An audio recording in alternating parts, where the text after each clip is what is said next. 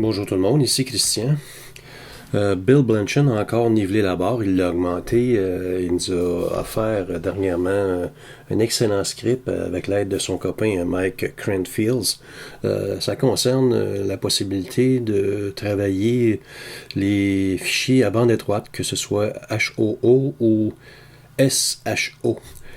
Prime abord, il y a un avertissement pour vous. Si on vient voir ici au niveau de PixInsight, vous devez avoir la mouture 1.8.9-2.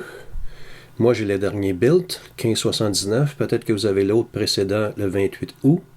Si vous avez la version 1.8.9.1, le script de Bill Blanchen et de Mike Cranfields ne fonctionnera pas. Ils ont discuté entre eux et le support des autres versions était trop compliqué, avec beaucoup trop d'heures de travail. Donc, ils ont décidé, communément, de produire ce script et d'aller de l'avant à partir de la version actuelle. Si vous allez dans le menu Process, oui exactement, et Color Calibration, vous allez avoir Narrowband Normalization. Je vous donne un exemple pour voir comment pouvoir l'installer. Lorsque vous allez cliquer sur le lien dans la description de la vidéo, votre furteur Internet va probablement vous donner une erreur 404.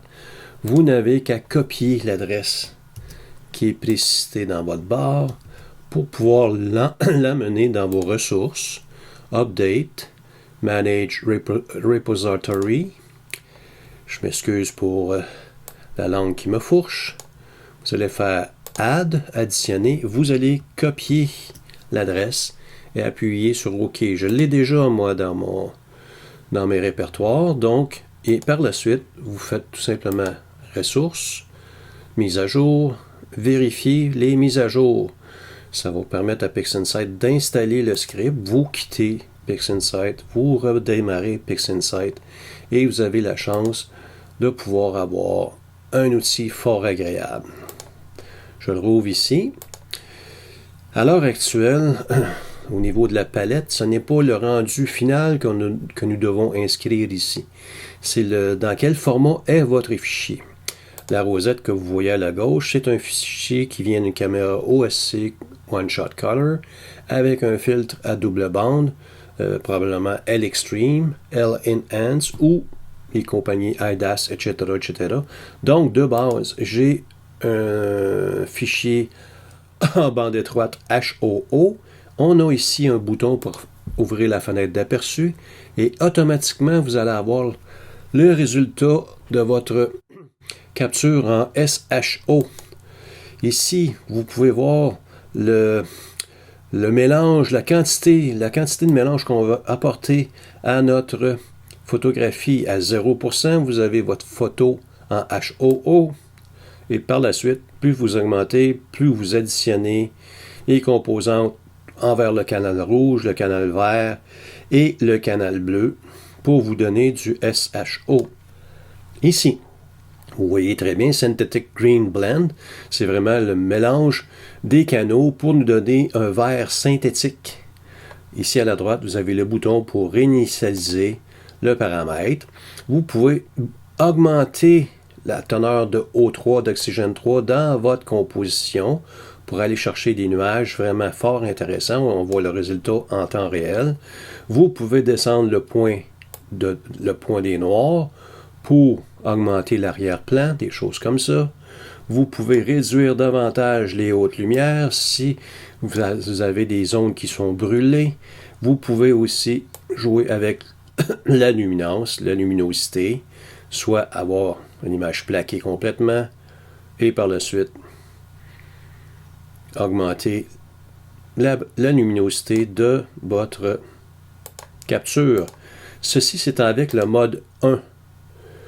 Vous avez aussi la possibilité, je m'excuse, au niveau du lightness, de pouvoir préserver la luminance de votre capture, de travailler avec le canal H-alpha ou encore avec le canal O3, ou du tout, selon votre convenance. Et ici, nous utilisons le mode 1.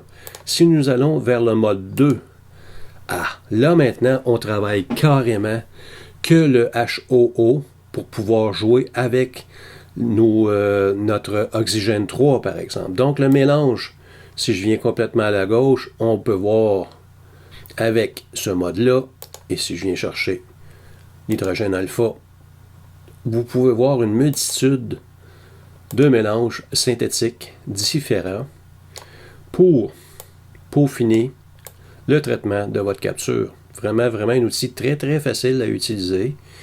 Je l'adore. C'est vraiment un plus. Ici, on peut ramener le O3 à 1.0. On peut venir jouer avec la réduction des hautes lumières et ainsi de suite.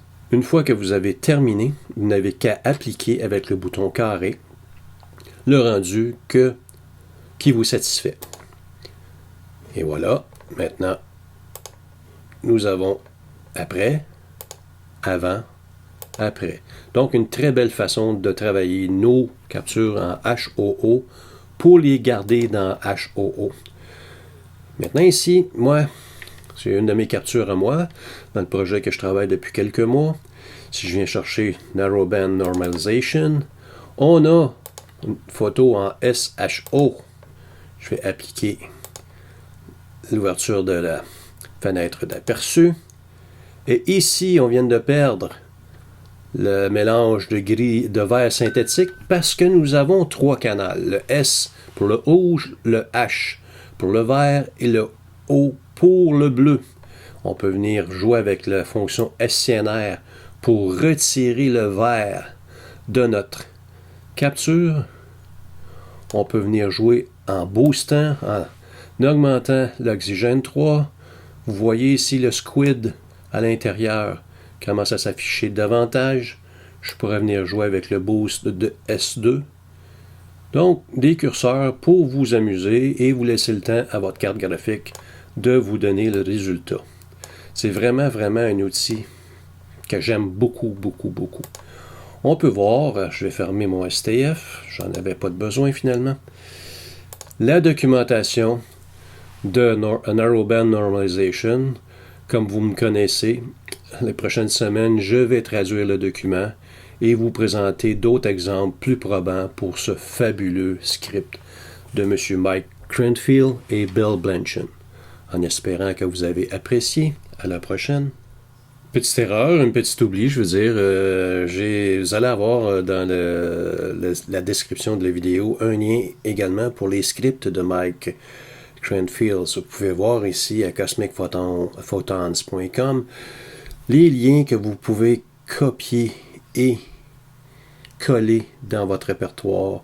Vous avez Narrowband Normalization, Star Reduction, Screen Star, Draw Annotation, Batch, Fits, Keyword Edit. Moi, je l'ai déjà en français, que je l'ai traduit dans les scripts de MOP.